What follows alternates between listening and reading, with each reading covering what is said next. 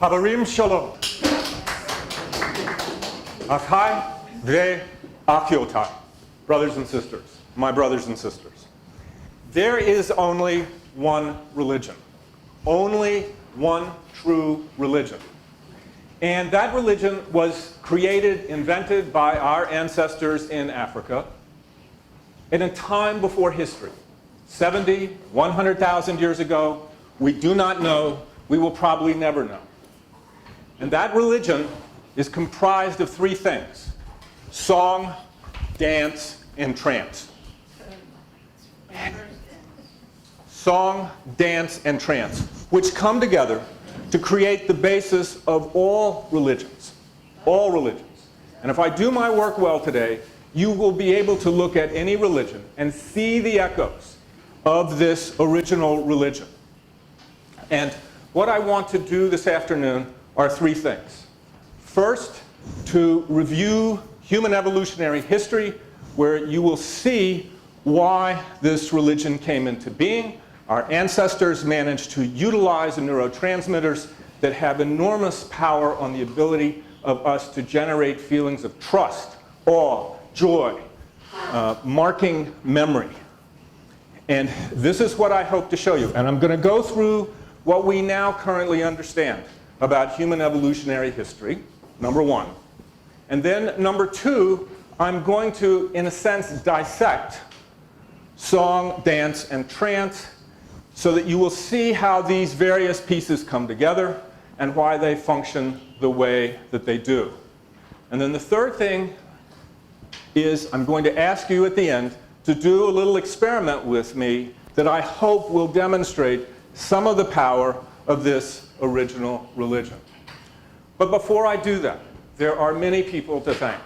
First and foremost, Rabbi Dr. Paul Schrell-Fox, for inviting me here, for hosting me with his family Friday night. It was just extraordinary. Thank you. To Rick Goldberg and his institution for sponsoring my trip here. To Ben Shapiro in the red shirt back there, a guide extraordinaire who gave me and my wife an unbelievable tour of this amazing country. Thank you, Ben. I also would not be here were it not for, obviously, the hosting of the Schachter Institute. Rabbi Golnick is not here, but somebody convey my thanks. I also wouldn't be here were it not for the support of Richard Dawkins and the Dawkins Foundation, which has supported my work.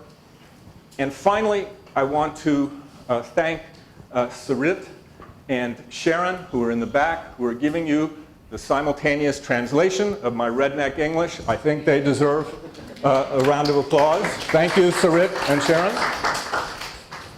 So, let's begin our journey through time and human evolution. And look at this image carefully. We'll come back to it. What science now shows us is that we are risen apes, not fallen angels. We're an African ape. And Charles Darwin understood this at the time that he wrote The Origin of the Species, the great unacknowledged guest at that banquet, human beings. He knew it then. And he waited until 1870 to publish his notion, which was correct, and people didn't agree at the time, that we arose in Africa, that we were apes. And we share at least 98.6% of our DNA with chimpanzees and bonobos. They are our closest cousins. When somebody asks you where you are from, you can honestly say, Africa. And if they ask you, where in Africa are you from, you can say the Great Rift Valley that runs from Somalia to Mozambique. You want to think of this as the birth canal of the human species. You want to think of this area as the place where probably this crucial religion evolved. Now, I want to give you sort of a quick overview of life. You will understand why I'm doing this. So imagine that my arms are 4 billion years of evolution. So life begins here 4 billion years ago, replicating molecules somewhat like RNA. All of us on chromosome 1 carry the descendant of that originally replicating molecule, a gene for RNA transcriptase, probably. I just find that extraordinary. Then replicating molecules become unicellular organisms. Think bacteria. And we have what is called LUCA, the last universal common ancestor with all life that gave rise to all plant and animal life on this earth. LUCA.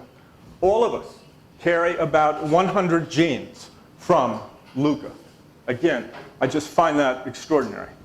So life stays bacteria, unicellular organisms, for a couple of billion years, slowly evolving the extraordinary machinery of the cell, which we are still mapping out. Now, you might reasonably ask, why is he going through this? Let me now show you. Because cells come together about 800 million, a billion years ago, and they form small multicellular organisms. Think tiny flatworms, and you have the origin of central nervous systems. And it is here that you have the evolution of the crucial neurotransmitters which our ancestors utilized to create religion.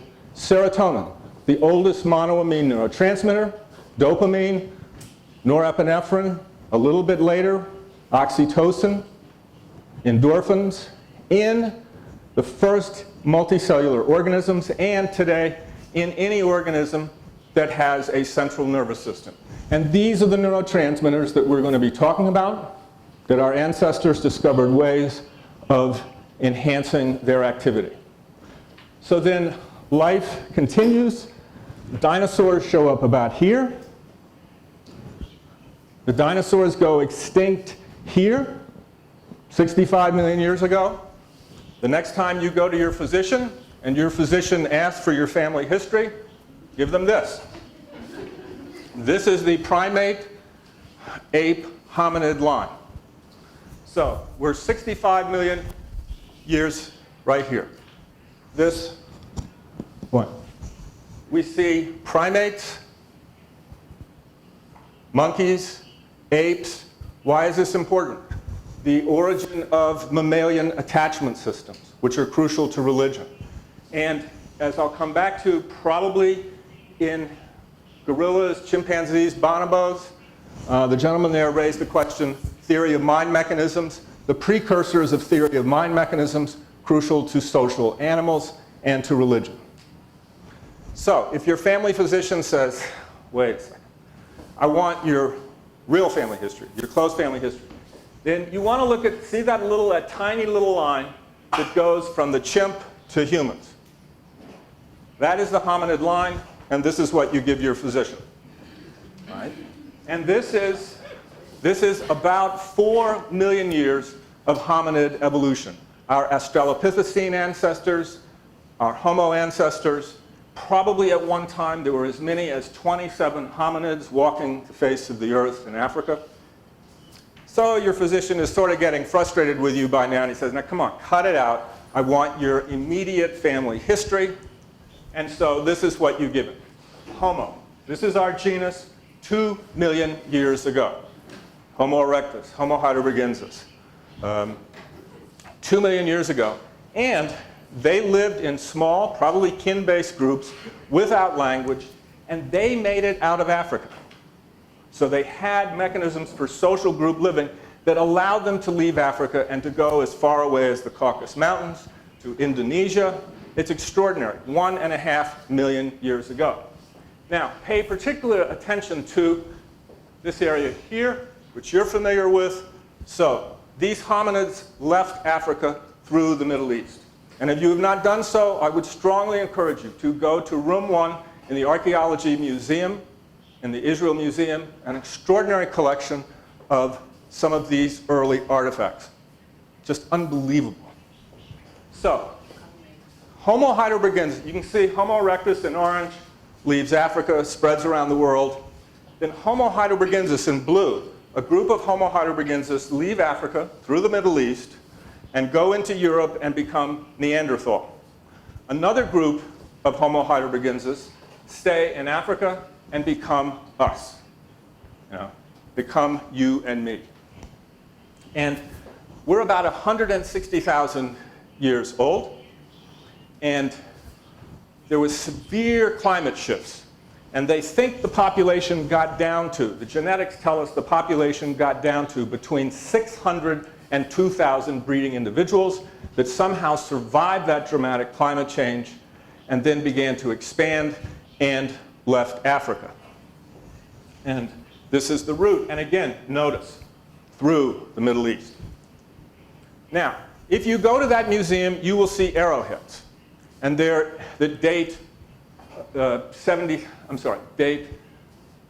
30,000 years ago. There was a very important finding last year, published in Nature, and they found arrowheads in areas 70,000 years ago. What does this mean? This probably means, notice the bow, this means that when we left Africa 70,000 years ago, 70 to 50,000 years ago, we probably left with the Paleolithic equivalent of a nuclear weapon. And this may be one of the reasons that we are the last surviving hominid. Some of the earliest burial sites, you can't see it very well, but every one of those pencils marks an arrowhead in these two individuals who died, obviously, of multiple arrow wounds. 30,000-year-old grave in Egypt. Now, why is this important? I'm going to let the translators give you the...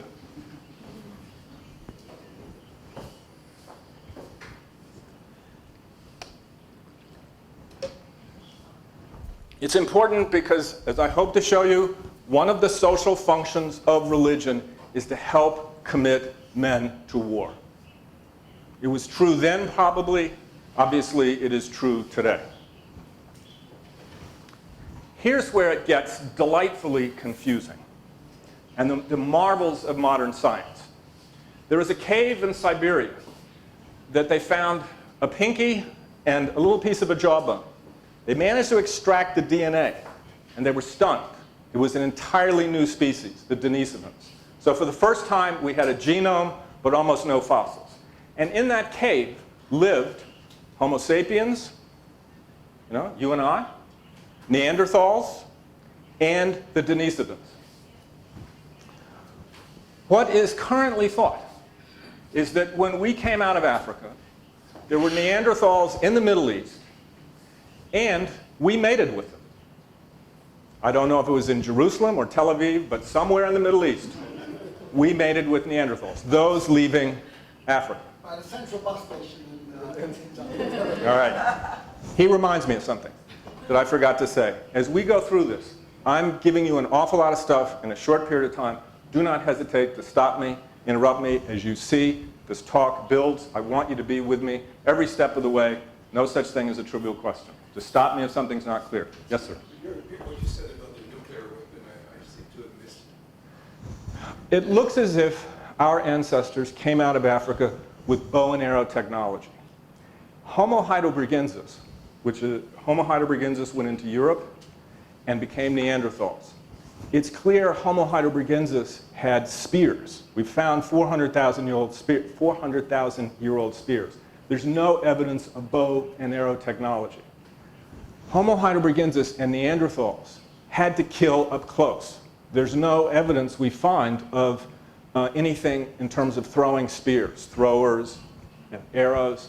And also, Neanderthals have tremendous numbers of injuries. There's just extraordinary number of injuries that almost map identical onto the injuries of rodeo riders. And so it looks like Neanderthals may have mounted their mammoths that they were trying to kill and put spears in their spinal cord to try to kill them. But we have no evidence that Homo heidelbergensis, Neanderthal, or any other species had bow and arrow technology. So when we came out of Africa, that allows us to kill at a distance. That's why in those days, it was the equivalent of a nuclear weapon, or the other thing would be it was the equivalent of a drone. They had an early drone. I mean, they could shoot an arrow at a distance and harm. Is that clear? And that may be one of the reasons we're the last surviving hominid. So here's what science now tells us. That those who stayed in Africa We share 98% of our genes with them.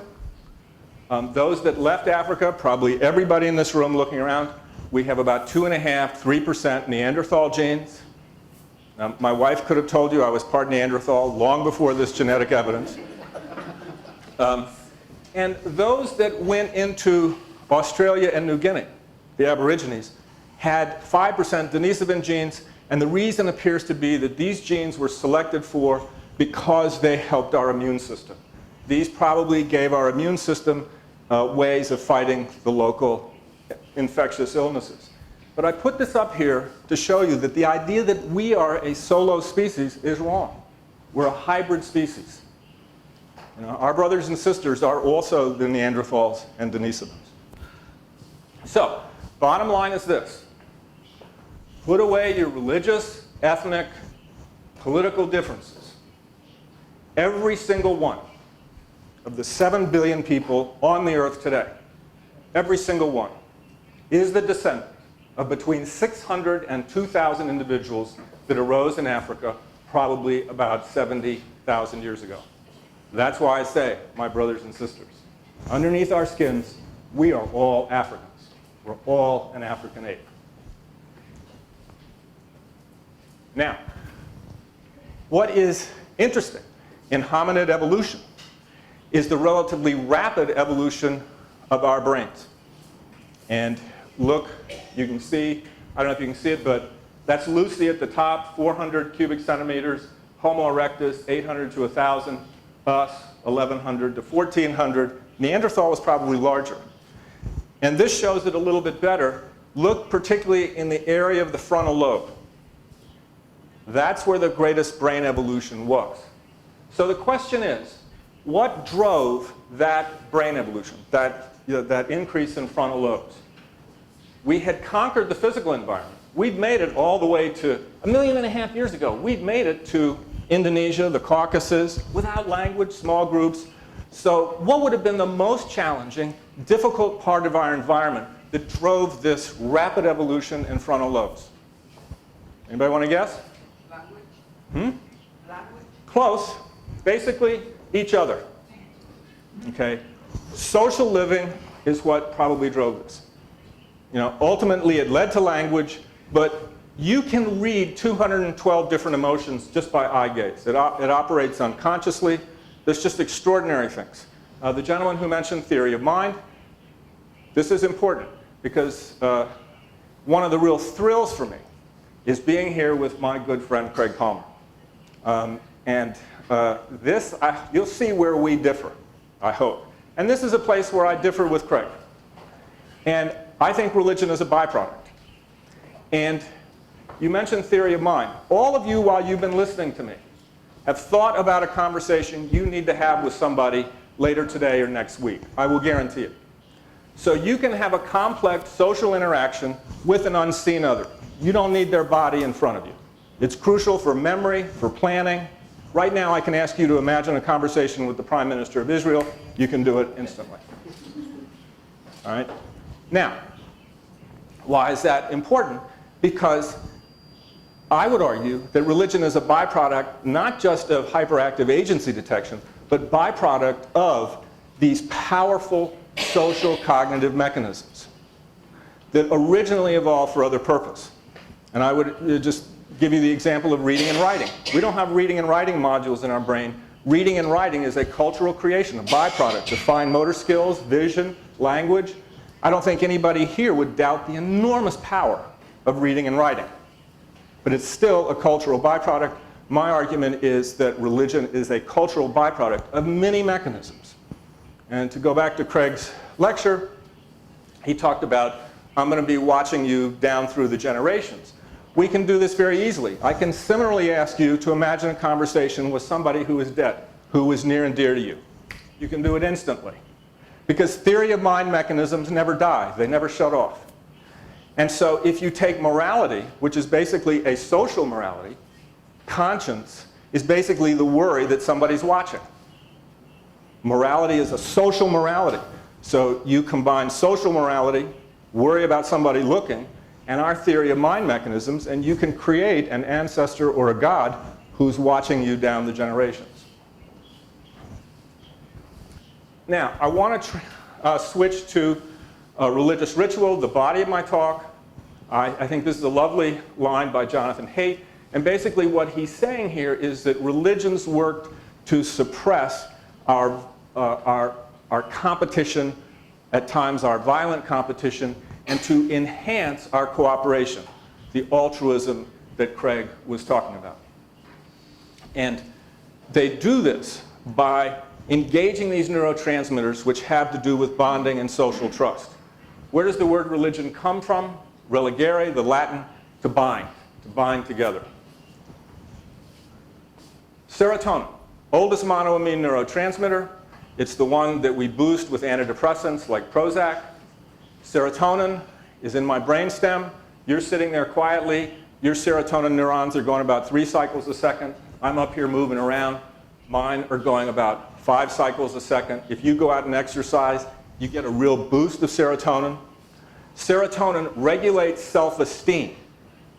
If you make Paul the president of the United States tomorrow, even though he doesn't want the job, his serotonin activity will go up.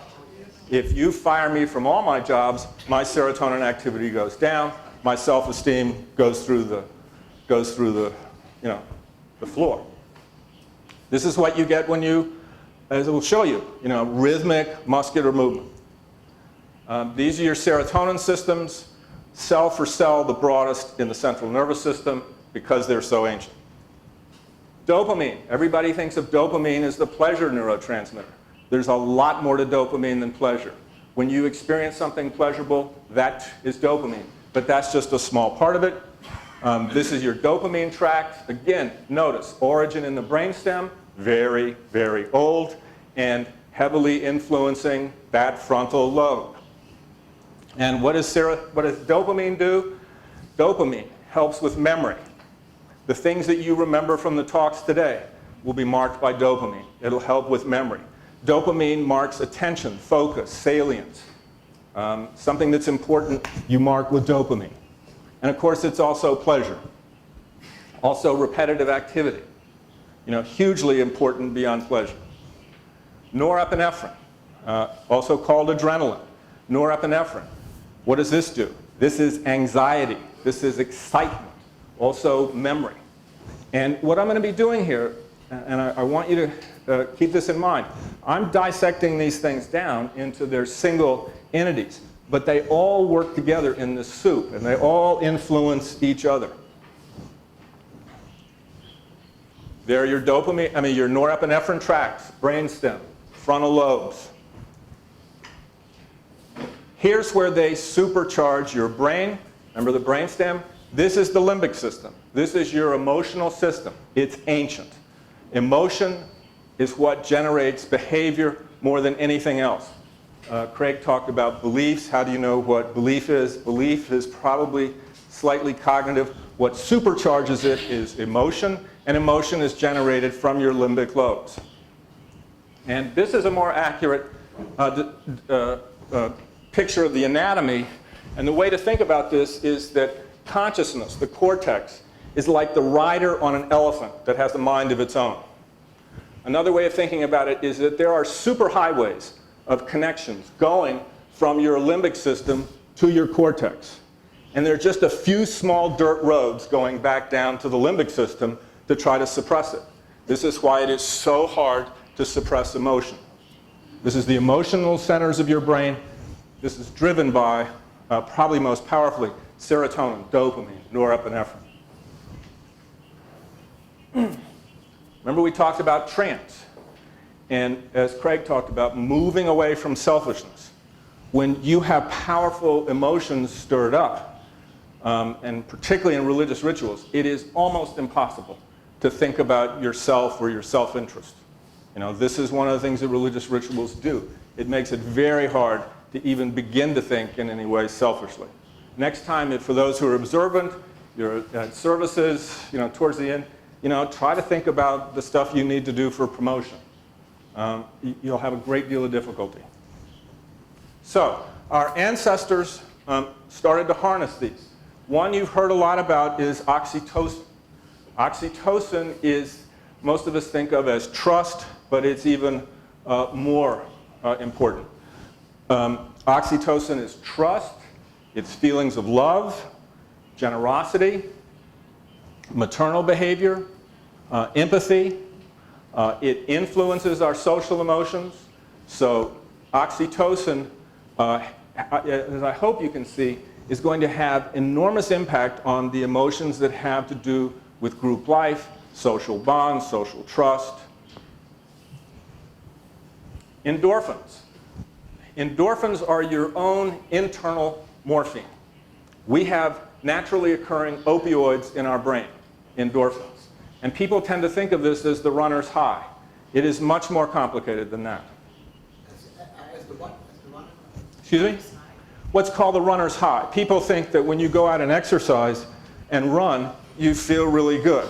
And people have always assumed that that's just endorphin pleasure. And it's much more complicated that when you go out and run and do heavy aerobic exercise, if I'm starting to get through to you, you'll see that when you go out and run, you're getting serotonin, dopamine, norepinephrine. You are also getting endorphins. But the endorphin is more than just the pleasure. How many of you prefer to exercise with somebody, to go on a run with somebody, as to go out by yourself? We all do.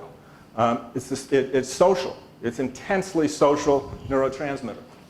Oh, and I assume the translators have given this to you, but again, notice that it facilitates social bonds, and I hope you start seeing the interaction. Endorphins increase dopamine. All these chemicals reinforce each other, interact, and you're creating this powerful chemical soup in your brain, in the emotional parts of your brain. Many of you have heard of Karl Marx's famous line that religion is the opium of the people. Well, Karl Marx was right, but he didn't know why. And one function of religion and religious rituals is to boost your opioid system, your internal opium, your endorphins. We do not see in the early cave paintings, all we see when you see pictures of human beings, if they're always in a group, probably a religious ritual. You never see human figures, just a solo human figure or two people sitting having coffee. They're all... The first one, that's part of a larger one, but they're always in groups. That's my understanding of the archaeology. Now, Craig mentioned something called hard to fake, costly, honest signals of commitment. And this is something that religions utilize powerfully. But you don't want to think that this is just in religions. It's part of everyday life. I think you had asked about the evolution of language. When we evolved language, we also evolved the ability to lie. So how do you tell if somebody is not lying to you? You need costly, honest, hard to fake signals of commitment. She volunteered for this beforehand. She kindly said, if I ask her to marry me, that I love her and I want to marry her, she probably shouldn't believe me, just on this short acquaintance today, right? But if I offer her a $50,000 carat diamond ring, maybe she'll change her mind, right? And that's a hard to fake, costly, honest signal of commitment. When Paul takes his family to New York for that 100th birthday, that's a costly, honest, hard to fake signal of commitment to his family. So this mechanism is part of everyday life, social life, and religions utilize it. Again, why part of my argument is the byproduct theory. Now, you reasonably may ask, okay, Andy, what's your evidence for the original assertion? And I'm going to start to get into that. There are three populations in the world. The Kungsan of Africa, the Andaman Islanders, who are right there, number D, and the Aborigines. Those three populations have survived, and those populations are the closest we have living that are closest to the original ancestors that left Africa. The Kungsan, the Andaman Islanders, and the Aborigines. And what do we see? We see that they have the identical religion: song, dance, and trance. My first slide was the Aborigine Dreamtime ritual. Nicholas Wade, if you're interested in this, wrote a book, The Faith Instinct. He lays out the evidence better than anybody, that this is a window into deep time. This is a window into our ancestors in Africa and a window into the original religion: song, dance, and trance, which came out of Africa and exists in almost identical form in those three populations.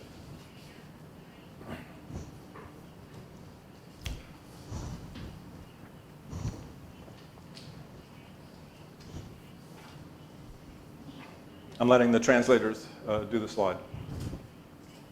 Great. Yeah. We tend to think of music and dance as separate. We have that, but it really, in ancestral times, they were simultaneous. They were indistinguishable. And in these original religions of our ancestors, there is no ecclesiastical hierarchy. The whole community, and they think one of the functions was it was a social leveling function, brings everybody together as equals, and it's centered around rhythmic physical activity, song and dance. Kungsan religious ritual, and you notice, we'll get back to it, the women are watching the men are engaged in activity. This may have been your original square dance, and women can evaluate the quality of potential mates. Part of the Aborigine ritual, notice the rhythmic physical activity that would go on for 12 hours. So our ancestors, in a sense, literally stumbled onto the biotechnology of ritual, a way of harnessing these neurotransmitters in our brain that facilitate selflessness and bonding with the group. Loving your neighbor as thyself, loving. This is the main function of religion. And with social species, and we're an intensely social species, there are certain problems that you have to deal with. You have to deal with freeloaders. How do you know somebody's not taking advantage of the group? And remember, we were living in harsh, dangerous environments and scarce resources. And so you have to find out if anybody in the group is taking more than their fair share, or a freeloader.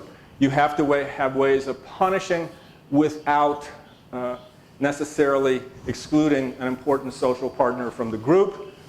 Commitment. You have to have signals of commitment to your group. As I said, courtship. Also, it eases communal conflict. And I hope I'll show you a little bit more of that in a minute. So if there's tension and conflict, rituals are one way of diminishing it. And then, obviously, we know that religious rituals are crucial for warfare. Let's look at music. And I'll let you read this and let the translators translate it.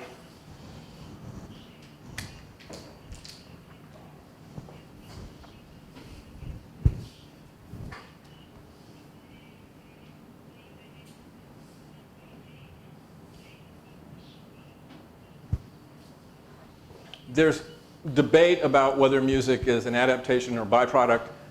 I think the evidence is that it's an adaptation, like birdsong. We're born with musical abilities, some of us more than others. And we learn the musical grammar of our group. Music reminds us of other music. Music activates memories of emotional experiences.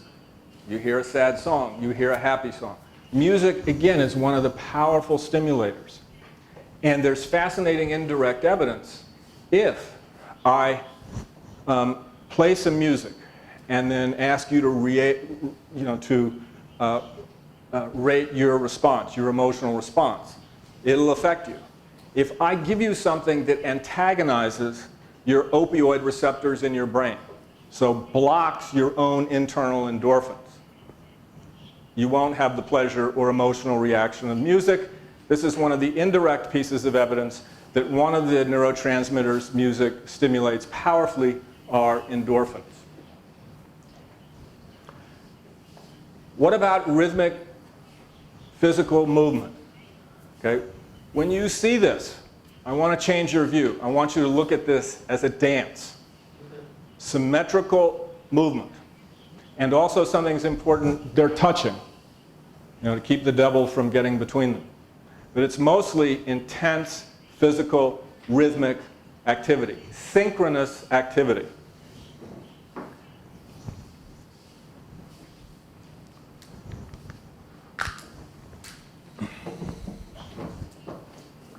Two experiments. One in England. If you've been to a gym and sat on a rowing machine, you sit on a rowing machine and you row to the point where the pain makes you stop. Then you sit on a rowing machine with a bunch of other people in front of you and behind you, and you row synchronously. You're not touching, you're not doing anything else. You're just on the rowing machine, but rowing in synchronous way with other people. Your pain thresholds go way up. You don't quit anytime near as soon. You don't feel the pain.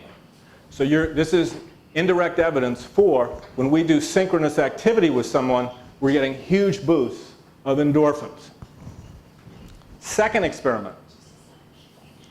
If I take this room and I randomly divide you into two groups, and I ask the first group just to walk around the Schachter Institute, just to walk around and come back in, and then talk, whatever you like. I ask the other group to walk around the Schachter Institute, and they can talk, but they have to walk around the Schachter Institute in lockstep. They have to march in lockstep. These are strangers. I mean, we could do this afternoon.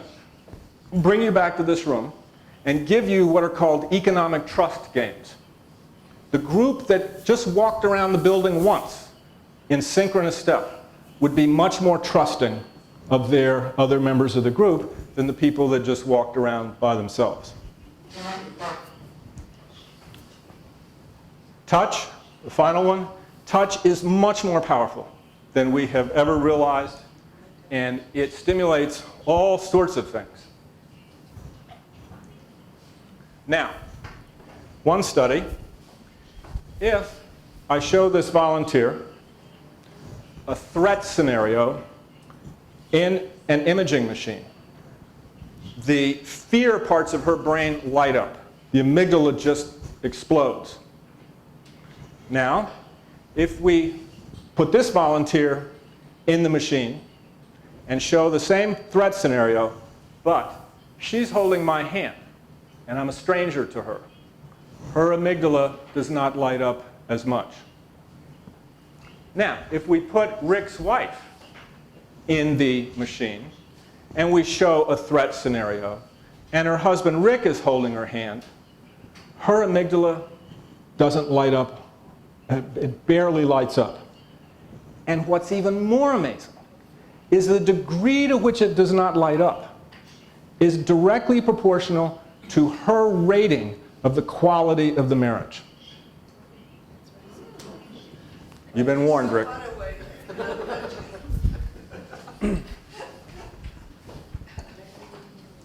So again, I hope I'm showing you that touch is incredibly powerful. This is my favorite basketball team, the Boston Celtics. Notice how much they're touching. There's a study out there that shows that teams that touch the most do the best. These poor people watched hours of NBA games, marking every time anybody touched anybody.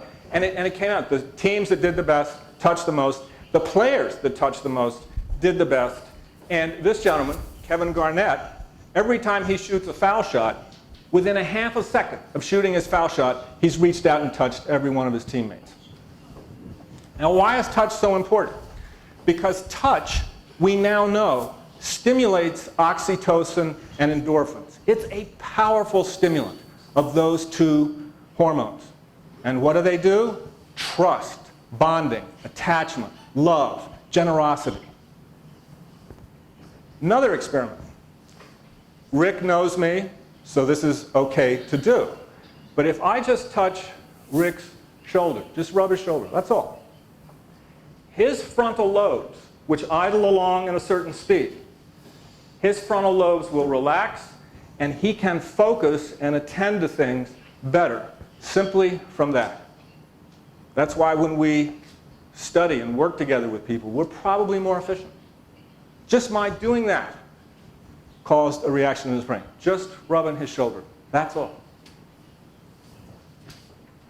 Last piece, mirror neurons. How many of you here have heard about mirror neurons? Right, here's what mirror neurons do. So, I've got the point of this pen open, and I'm starting to dig it into my skin. And I'm starting to feel pain. And the pain receptors, the pain cortex on over here on my right frontal lobe and thalamus are starting to light up because I'm starting to feel it. But guess what? So are yours. Just watching me do this, in your thalamus and your right cortex, it's lighting up as if that was going into your left hand. That's why we feel each other's pain. Now, what's the importance of this? All right? What that means is that when I went to services on Friday evening with Paul and his family, there was some of the ritual that I couldn't participate in. But merely watching and being there, my brain was lighting up as if I was singing and I was moving rhythmically, like when the men were holding hands and moving around. I mean, my brain was lighting up almost to the same degree as if I had been doing it with Paul and his family. It's extraordinary. So, just watching religious ritual, you don't have to participate in it, just watching it will start to trigger those neurons, will trigger those chemicals. Starting to see how powerful this is, I hope. Last illustration. How many of you saw, you may not have heard, but maybe you paid attention to it, President Clinton's speech endorsing Obama at the Democratic National Convention in the summer of 2012. What you do not know, but is mapped out in an article in the New Yorker, is that these two men hated each other. And it took 1 year, one whole year, of their various people meeting with each other and negotiating a détente. A whole year to do that. Right? Clinton comes out and gives an extraordinary speech. Even if you were Republican, it was an extraordinary speech. And then he finishes his speech, he steps back, President Obama walks out. Clinton turns to him and does this, a signal of submission.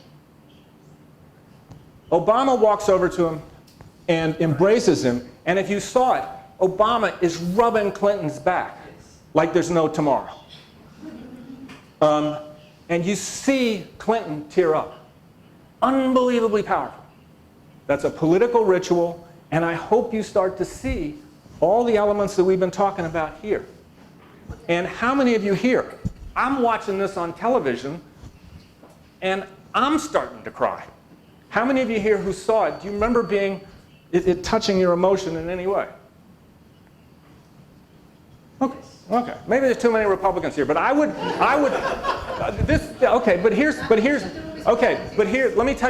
tell you why this is important. What I would submit to you is that even if you don't like Clinton, and even if you don't like Obama, those areas of your brain were still lighting up. Now, the cortex may have been suppressing you being conscious of the feeling.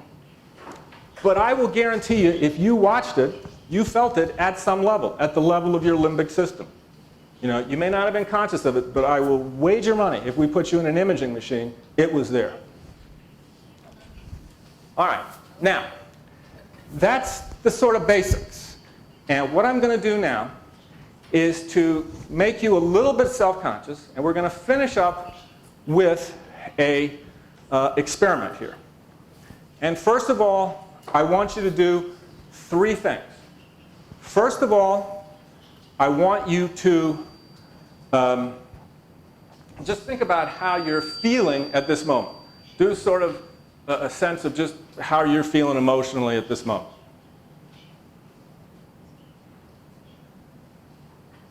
Try to remember it. Just think how you're feeling. Number 2, I want you to think about somebody you care about, somebody you love, but you're in pretty bad conflict with them right now. There's a lot of tension and conflict between you and this person you care about.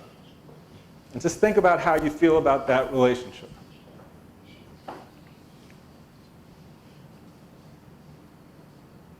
Third and last thing, I want you to take the hand of your skin and I want you to pinch it as hard as you can. You know, feel, get it, you know, just make it hurt as much as you can. Really clamp down on it. Also, the people listening far, plugged into the live stream. Yes. People who are listening over the internet. Just really find out where the pain, really feel the pain, really crunch down. All right, now, I'm going to make you self-conscious here a bit. But what I'm going to ask everybody to do is stand and stand next to somebody. We're going to put our arms around each other. And we're going to start swaying, synchronous activity. And then Paul is going to lead us in a song. No, arm around shoulders. I want a good hug here.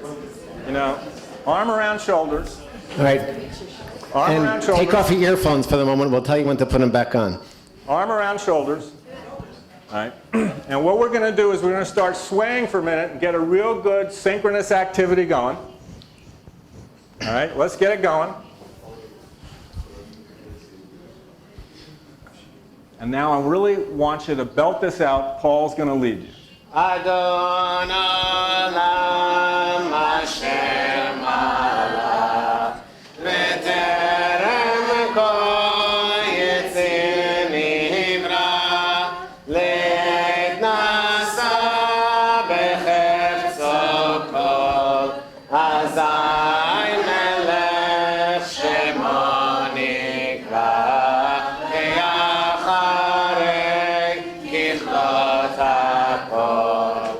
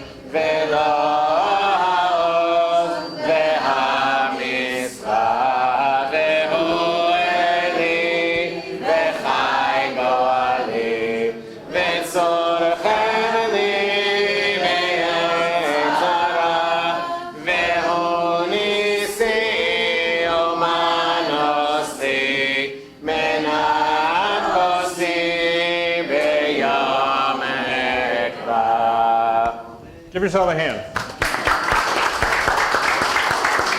Could you put it back on the slide? I still have a couple more slides. If you would just sit down, thank you. I appreciate I made people somewhat self-conscious.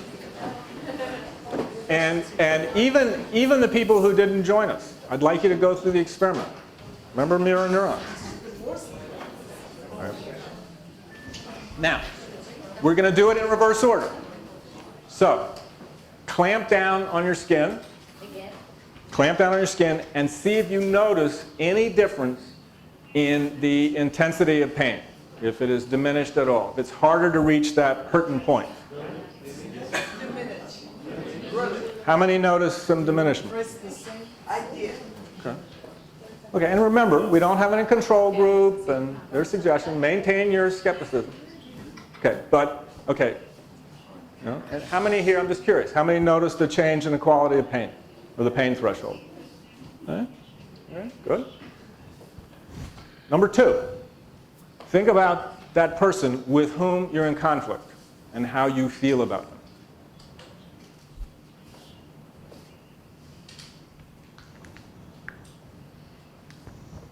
How many people noticed any change at all? Not so hard. Maybe a few. All right. Now, obviously I've made you somewhat self-conscious and maybe kind of embarrassed, but if just do, how are you, what's your feeling tone? What's your emotional state? Anybody notice any shift from when I asked it originally? Okay. So we got a few. Now, what I would suggest to you is that I gave you just a glimpse in an awkward situation for just a couple minutes. What if you had been doing that for hours on end?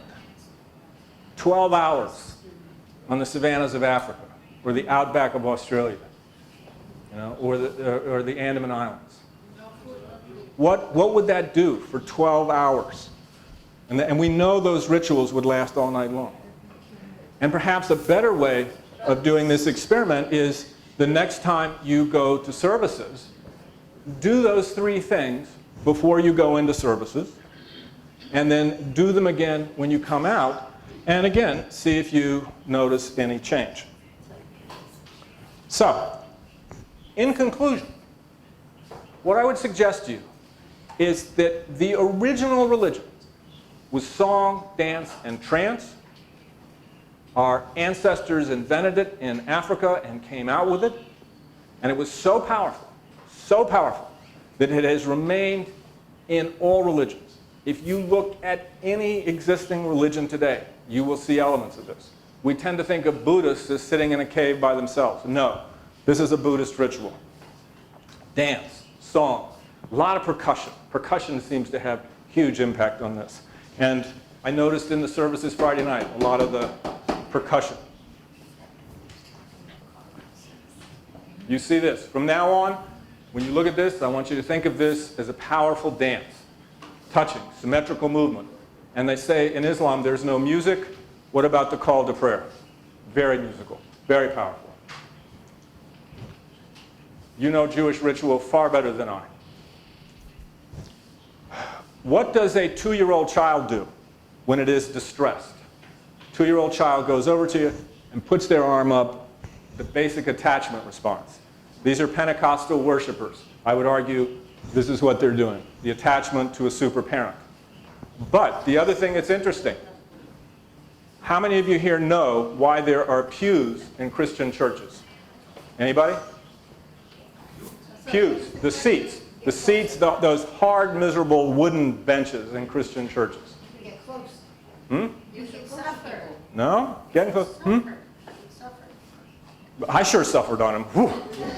Huh? No. Pews were put in Christian churches in the 16th century to stop the dancing. The political hierarchy wanted more control over it. And so they stopped the dancing in the churches. It went out into the streets as carnival. And if you go to an African American church, there's tons of dancing. And these are Pentecostal worshipers. What did they have before the pews? Just they stood. Stood. And there was a lot of singing and dancing. And that's a social leveling. And the theory is that it was a way of controlling the congregation when political authorities started to control the population and the religion. So, in conclusion, some of you may remember the opening of Charles Dickens' novel, The Tale of Two Cities. It was the best of times, it was the worst of times. And this cartoon says, I wish you would make up your mind, Mr. Dickens. Was it the best of times or was it the worst of times?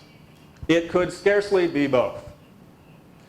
What I would like to conclude with is this, that Mr. Dickens was right, that it is the worst of times. As this gentleman mentioned, you look at a newspaper, the degree of religious conflict and violence that still pervades our world is in every news broadcast and newspaper. So in many ways, it's still very bad. But I would also submit to you that it is also the best of times. And it is the best of times because we are the first generation in the history of the world that is getting close to understanding why human minds generate religious beliefs, why they generate the specific beliefs that they do, why we are all vulnerable to believe them, to bring them in and to spread them, that we really are close to a comprehensive psychological science of religious belief. And I think that leaves us with three challenges. First, what am I going to do with this knowledge? Secondly, what are you going to do with this knowledge? And last, what are we, as scientifically literate societies in the 21st century, going to do with this knowledge for future generations? Thank you.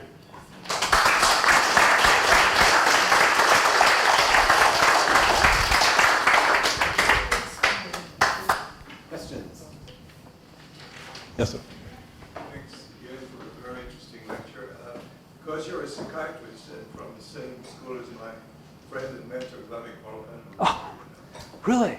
I would put to you a similar question I did to a previous speaker, and that is mainly, why is the neurophysiological explanation superior to the psychological one? For example, when you talk about why I would feel the same pain as you did when you stuck your pen in your palm, you mentioned mirror neurons, right? Why would that be a superior way of looking at it than, say, the issue of unconscious identification? Which is what always happens when you watch a movie or a play or whatever. You feel that what's happening to the hero or the character, the protagonist in that play or movie is happening to you. That's why you feel all these emotions. So the question is, why is the neurophysiological explanation superior? They asked me to repeat the question, so bear with me. Correct me if I don't have it right for the tape. First of all, Vamek is one of the people that trained me, and is one of my mentors. The question is, why is the neurophysiologic explanation superior to the psychological explanation? If I have left that impression, then I have made a mistake. What I did today was to focus on ritual and ritual's ability to harness these neurotransmitters. But the psychological mechanisms are, I would argue, as important. The mechanisms that lead to religious belief, the psychological mechanisms that lead to religious belief. Theory of mind, attachment, unconscious identification, projection. All of the psychological mechanisms that we've mapped out are important. But what really makes them powerful and instantiates them in our brain and in our memory? And it is religious ritual. And so I've just focused on that part because I think it is religious ritual that basically nails down and embeds the belief. And here I disagree a little bit with Craig. But so I don't want you to think that I'm saying this is more important. It's just part of the larger whole of what I think is a comprehensive psychological science of religion. Is that? Okay, I'm gonna actually take the privilege of being the host and say there's a question coming from someone who's listening to us from afar. As I'm asking the question, if you want to ask another question so we can have the questions taped and translated, if you can come stand over here. If you'd like to ask questions, we can do it that way as well. So a question comes from abroad. Is the neurophysiology of religion the same for all other communal rituals, or is there something particular about religion?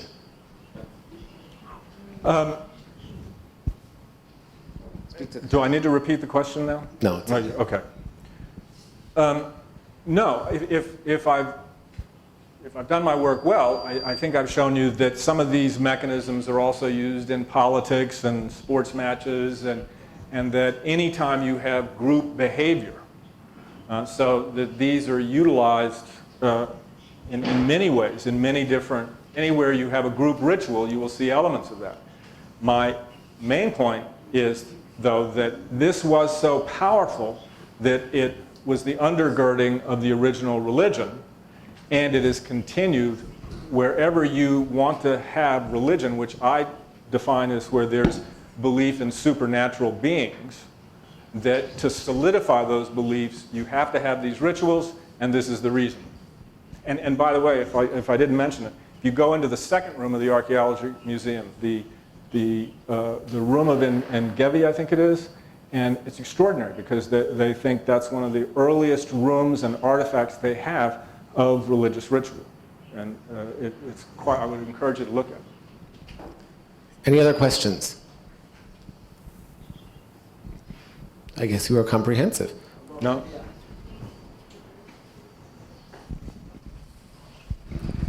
I just don't want to scare people. You showed early on that this religious leader was telling everybody, now I want you to go and kill and hurt everybody from a different ethnic group. Cartoon. The cartoon? Right. Okay, and I understood from the first speaker just the opposite, that religion is to create social bonding and we should love your neighbor as yourself. Do I detect a different No. point of view? And I don't need to translate because it's recorded. Okay. Okay. No, that's why this is so powerful, because these rituals enhance cooperation, but they also enhance another unfortunate mechanism that we have, which is in-group, out-group biases. I can take this room right now and randomly divide you, completely randomly, into two groups. Give each group the same task. Within 2 hours, you will think your group is better than this group. What do they know? 20 minutes. Yeah, probably. So we are biased to make in-group, out-group distinctions. And ritual helps solidify in-group, out-group distinctions. I mean, what do sports fans do? They stand and they sing the song of their particular sports club. And so these rituals enhance not just cooperation, but in-group, out-group distinction, and they also help override some of our inherent inhibitions about killing, because the other becomes dehumanized. And here's where it even gets more interesting. We turn on a mechanism in our head that was originally designed for prey animals when we label the out-group. The out-group is labeled cognitively as a prey animal. Remember Martin Luther, the Jews are worms. I mean, think of all the terrible dehumanization. Well, the mechanism that's getting hooked into is the mechanism we use for hunting animals, for prey animals. And we create intense emotions and lock in that mechanism. So it's both cooperation, competition, violence, love, you name it. אני מבקשת לדבר בלשון הקודש. תודה רבה לך על הפרק השילוב של הורמונים, העשרת בהחלט את ראייתי. Thank you for putting these two things together. Made it very enlightening. אולי יש לך הסבר על האכזריות של האסלאם, כפי שהיא מתבטאת בחיי יום סביבנו, לעומת החנוניות של עם ישראל.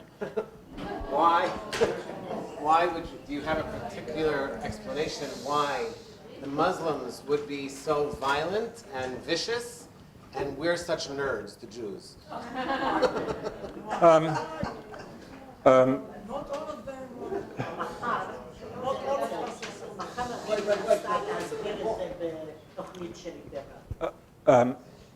I think, for me, I think the best book on that question, is Sam Harris's book, The End of Faith. And I think he lays out the best argument I've seen why the Islamic world is, from one's view, I mean, is more violent. And he goes into all the reasons far better than I could. So that's the book. It's a complicated question. I think his book is the best explanation I've read. I'm sorry, but thank you for coming. Thank you for your comment, but I wouldn't attempt to answer that here. Could you elaborate a little about what you started to answer? I'm interested in the moral disengagement mechanisms as far as you of Bandura and how does it work when it comes to the mechanisms that you are interested in? How do people, you said dehumanize, I guess there are other ways of dealing with feelings. How do people handle those feelings to be able to kill finally? I didn't get it fully. what does it take? How does a soldier become numb to a point that he doesn't feel anymore that he's doing a wrong thing when he does? What does it take? Does it take the group inside the armed vehicle to get together? How do they create the violence or the aggression then to go out and do things that they wouldn't do otherwise? Not psychologically. Well, I think that's... But Noah was talking about the psychology. I'm asking more about the transmitters and all those things. Well, I think it's a very complicated question. Anything like that is going to have many different determinations. We now know that many of the soldiers, U.S. soldiers in World War II, never fired their weapons. There was an inhibition on killing, even in World War II.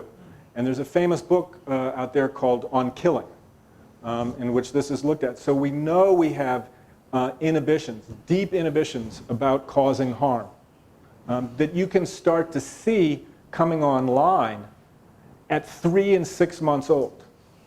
Look at the work at Yale by Paul Bloom, Karen Wynn. They have enormously beautiful research about the coming online of these moral mechanisms at age 3 and 6 months. So we have deeply instantiated mechanisms for not killing, for not harming. So you have to override those. And how do you override those? By any number of mechanisms. And we now know that, or one of the suggestions is that one of the mechanisms is that we go through some indoctrination so that we change the outgroup into a prey animal. They're no longer human. And it used to be thought that dehumanization was pathology, was psychiatric illness. We all have that capacity. So that's one of the mechanisms.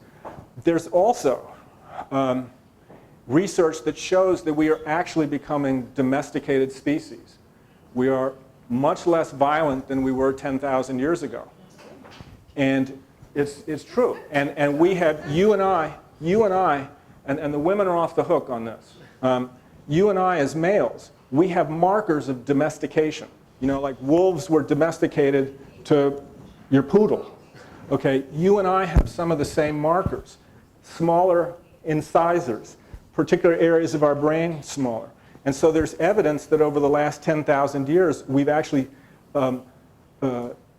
diminished aggression has possibly been selected for. The book to look at on this is Steve Pinker's book, The Better Angels of Our Nature. And he lays out all the evidence for the decline in violence. So you have to work very hard to get most humans to kill. And one of the ways you do it is through rituals that trigger some of these mechanisms. I would say, having participated 3 times, actually twice and once virtually, in my son's indoctrination into the army, the rituals there are very powerful. They're all throwing up their caps, they're all hugging and touching, they walk endless hours through the night, and yeah, you could say it's because it's my son that I get, you know, my mirror neurons get particularly activated. But in general, I think that's what the army does, is it creates these, in touch, in the tank, everybody's very close, and they're all doing these things together to become an extreme in-group, and at the same time defining the out-group as someone who's so, they're the prey, we have to get them. And I think the army, whether we like it or not, is probably really good at it. I mean, Two additional things quickly that are just, I think, phenomenal. There are 2 books, Achilles in Vietnam, Odysseus and the Problem of Homecoming, written by a man named Jonathan Shea. And he makes a powerful argument that the Iliad is the first record we have of combat PTSD. And it deals with the problem of killing, and it's beautiful. And he lays out the evidence from the Iliad, he lays out the evidence from Vietnam veterans. And then he has a second book about the Odyssey, which he makes the argument is the first record we have of the difficulties of homecoming for soldiers who have killed. It is 2 extraordinary books. And one of the things that he argues is that one of the things that will trigger killing is if your best friend is killed. If you remember the Iliad, Achilles went berserk when Patroclus was killed. That's when he went on the killing rampage that killed Hector. And they're extraordinary books which would speak to that. Jonathan Shay, S-H-A-Y, 2 books, Achilles in Vietnam and The Odyssey, or Odysseus, The Problem of Homecoming. We have time for one more question if we have it. Otherwise, we'll move on. Okay. Thank you, Andy. Thank you very much.